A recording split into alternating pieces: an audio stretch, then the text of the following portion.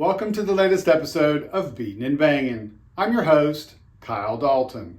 In today's video, we'll be talking about the pair of races at Talladega. There's a lot to go over, so let's get started with Saturday's Truck Series race. I know everyone is talking about what happened after the race between Matt Crafton-Nick Sanchez, and we'll discuss that. But there was another noteworthy incident that occurred during the race. It happened on a pit stop with reigning Truck Series champion Zane Smith. If you haven't seen it, it was quite frightening. Take a look. No, he just got a little bit too hot. Oh, that's where the damage came from. What about that crew member? That is violent. Oh. Wow. Just too much rear brake right there, Phil. Exactly. They locked up. And look at that. Oh my goodness. Tire carrier Charles Plank was the victim of Smith coming in too hot to his pit box, which sent the crew member flying through the air.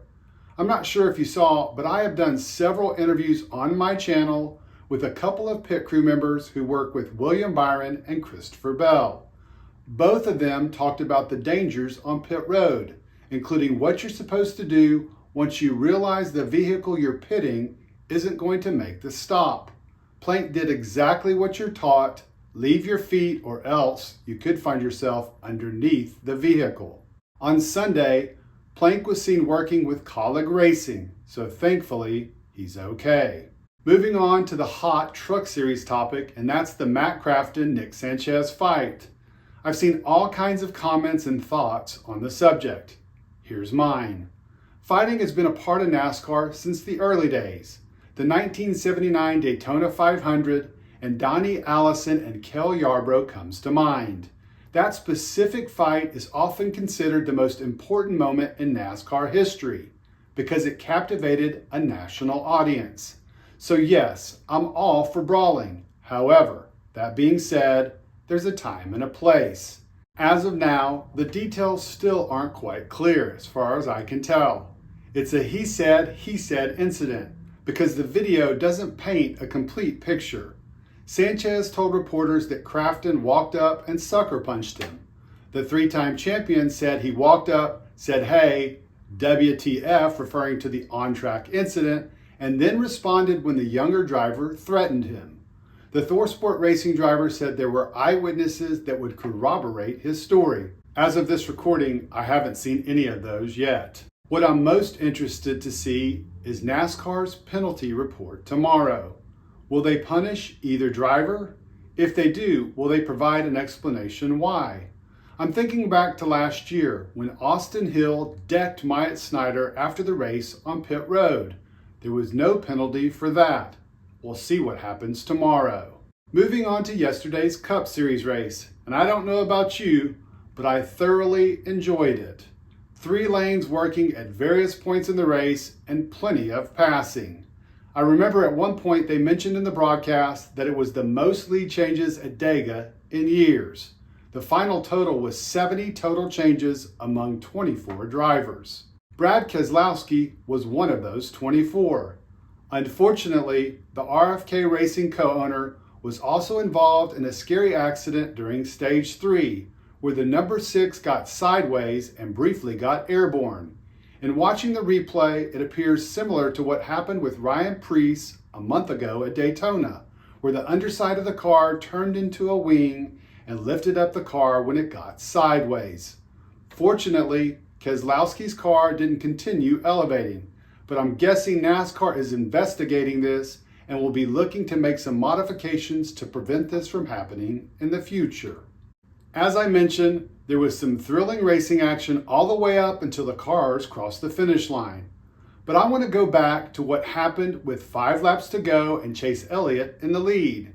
As the number 9 car crossed the finish line, he had Kyle Larson and William Byron directly behind him, and they had surged out to the lead clear of the middle lane.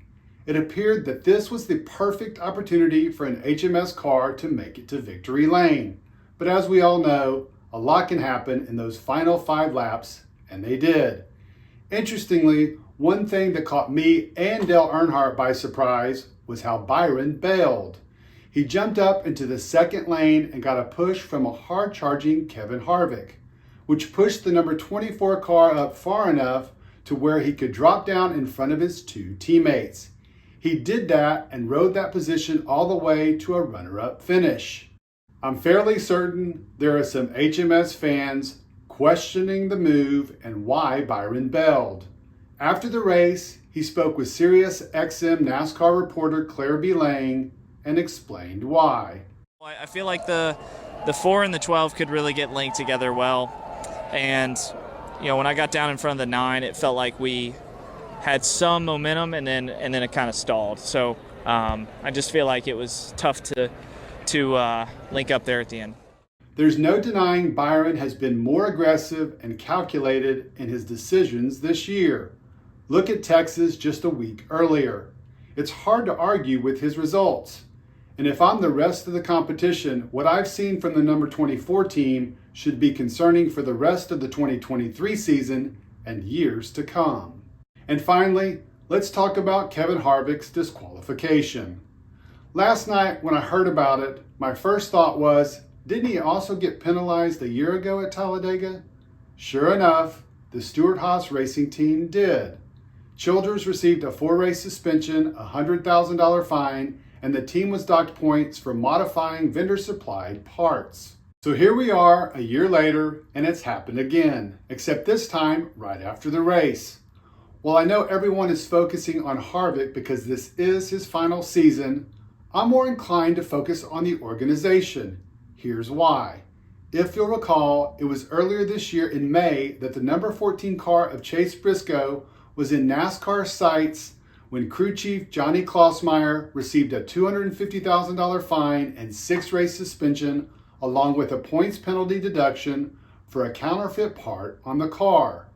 SHR said it was a quality control lapse and a part that never should have been on a car, but willingly accepted NASCAR's decision and curiously did not appeal. Harvick's crew chief Rodney Childers, who is active on social media, shared his version of events on the latest incident before deleting his post.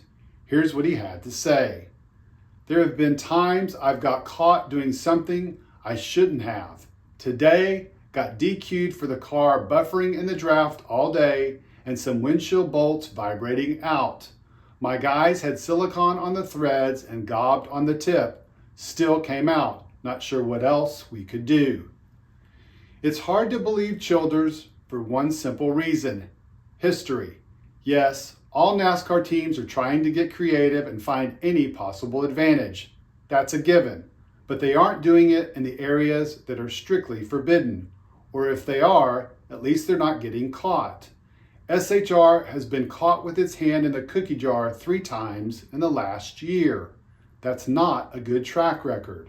In an interesting side note, Tony Stewart was disqualified from the NHRA's Carolina Nationals last weekend when the top alcohol dragster that he was driving for McPhillips Racing contained unapproved ignition parts.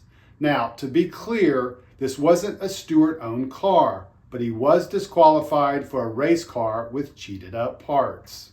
Harvick's disqualification is just the latest painful chapter for Stewart-Haas, an organization that, as I've said before, seems to be going in the wrong direction.